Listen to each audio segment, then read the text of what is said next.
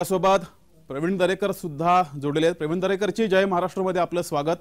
गेल्या पाऊण तासापासून मुख्यमंत्री एकनाथ शिंदे, देवेंद्र फडणवीस, राज ठाकरे या तिघांमध्ये बैठक सुरू आहे। महायुतीमध्ये राज ठाकरे जर सहभागी झाले तर याचा महायुतीला फायदा होईल असं भाजपकडून म्हटलं जाते। मात्र विरोधक टीका करतायत राज ठाकरेंचा महायुतीला फायदा होणार नाही। तर ही बैठक सुरू आहे, या बैठकीत नेमकं कोणकोणत्या विषयावर चर्चा होण्याची शक्यता आहे? आपल्याकडे याबाबत काही अपडेट्स आहेत का?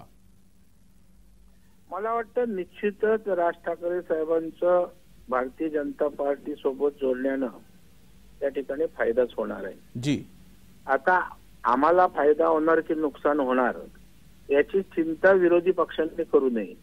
त्याने आपलं काय होतंय ते त्या ठिकाणी पाहावं। आपल्या पक्षाची त्रेधा तिरपट सगळ्या विरोधी पक्षांची झालेली आहे आणि आता राज ठाकरे येण्याने आमची त्या ठिकाणी बेरीजच होणार आहे। आमचं नुकसान व्हायचा विषय येतो कुठे? जी, हिंदुत्वाची जी बाळासाहेबांची भूमिका होती तो विचार घेऊन राज ठाकरे साहेब येत असतील, विकसित भारताची जी कल्पना पंतप्रधान नरेंद्र मोदी साहेबांची आहे ही राज ठाकरे साहेब प्रभावीपणे मांडणार असतील तर स्वाभाविकपणे त्याचा फायदाच होणार आहे ना। त्यामुळे आणखी जनाधार त्या ठिकाणी मोठ्या प्रमाणावर जोडला जाणार आहे। जी, आणि त्याच्यामुळे राज ठाकरे साहेबांच्या आमच्याशी निश्चितच फायदा होईल आणि महाराष्ट्रामध्ये त्यांच्या येण्याचा आमच्या जागा वाढणं, मतदान वाढणं याच्यासाठी उपयोगच होईल। जी, दरेकरजी, राज ठाकरे यांच्याकडे करिश्मा आहे, भाषणातून त्या अनेक जणांना प्रभावित करत असतात।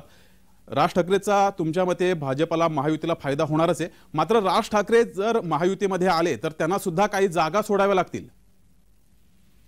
नाही, बघा, भारतीय जनता पार्टी एवढा मोठा राष्ट्रीय पक्ष आहे तरीही त्या ठिकाणी त्यांनी शिंदे साहेबांना सोबत घेऊन मुख्यमंत्री केलं, अजितदादांना घेऊन उपमुख्यमंत्री केलं, 3 पक्ष झाले, इतर छोटे मोठे अनेक पक्ष आहेत। इथं त्या ठिकाणी आम्हाला काय मिळतं, जागा किती यापेक्षा पंतप्रधान नरेंद्र मोदी साहेब हे देशाचं होणार गरज आहे। ते काम करण्यासाठी या ठिकाणी ते येत आहेत आणि त्यामध्ये त्यांचा सन्मान भारतीय जनता पार्टी निश्चित राखेल। इतर 3 पक्षांचा सन्मान जर राखला जातोय तर राज ठाकरे आल्यानं त्यांचाही सन्मान त्या ठिकाणी होईल। आता किती जागा काय करणं हे आमचं वरिष्ठ नेतृत्वच त्या ठिकाणी ठरवेल, परंतु त्यांचा सन्मान, त्यांच्या सन्मानाला ठेच लागणार नाही याची काळजी भारतीय जनता पार्टी निश्चितच घेईल। जी, दरेकरजी, आमचे प्रतिनिधी आहेत शुभम उबाळे, त्यांना सुद्धा तुम्हाला काही प्रश्न विचारायचे आहेत। शुभम,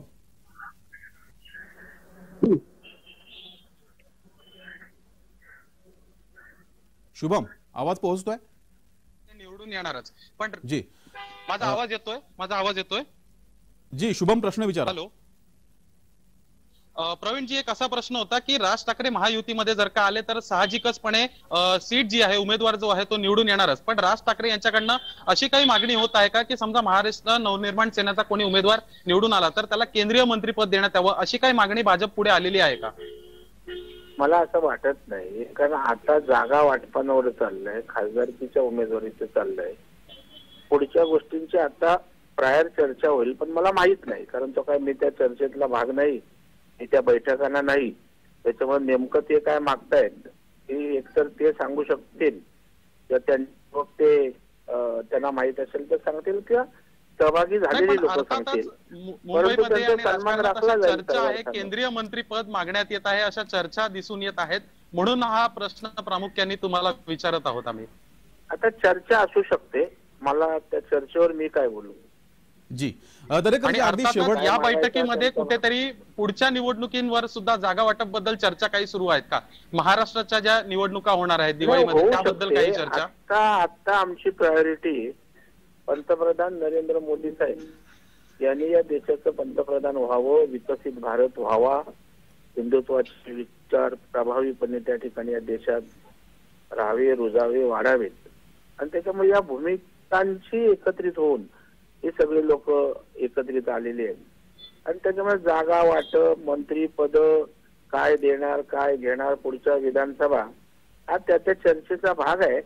परंतु सध्या पंतप्रधान नरेंद्र मोदींना या ठिकाणी बसवायचं हा एकच विचार मध्यवर्ती ठेवून सगळेजण येत आहेत, चर्चा करतायत, एकत्रित राहत आहेत। जी, दरेकरजी, आता बैठक सुरू आहे. बैठक संपल्यानंतर पत्रकार परिषद जर झाली तर सर्वच प्रश्नांची उत्तरं मिळतील. अगदी शेवटचा प्रश्न विचारतो, मगाशी तो अर्धवट राहिला प्रश्न. राज ठाकरे महायुतीत आल्यामुळे जागा वाटप करावं लागेल आणि हे अगोदरच राष्ट्रवादी आणि शिवसेना अधिकच्या जागा पदरात पडाव्यात यासाठी वेट अँड वॉच मध्ये आहेत.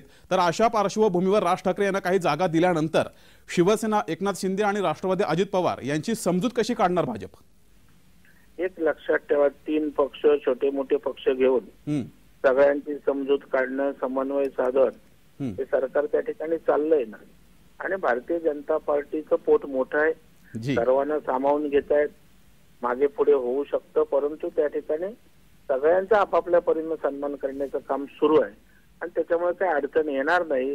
कोणाची जागा काढणं देणं हा विषय नाही, सगळ्यांना सामावून घेणं आणि मग त्याच्यामध्ये जे सोयीचं आहे निवडणुकीच्या दृष्टीनं, जागा वाटपाच्या दृष्टीनं, त्याचा त्या ठिकाणी सारासार विचार करून त्यांचा सन्मान निश्चित केला जाईल.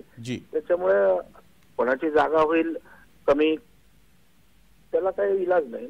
जी, दरेकरजी, धन्यवाद दिलेल्या या प्रतिक्रियेबद्दल.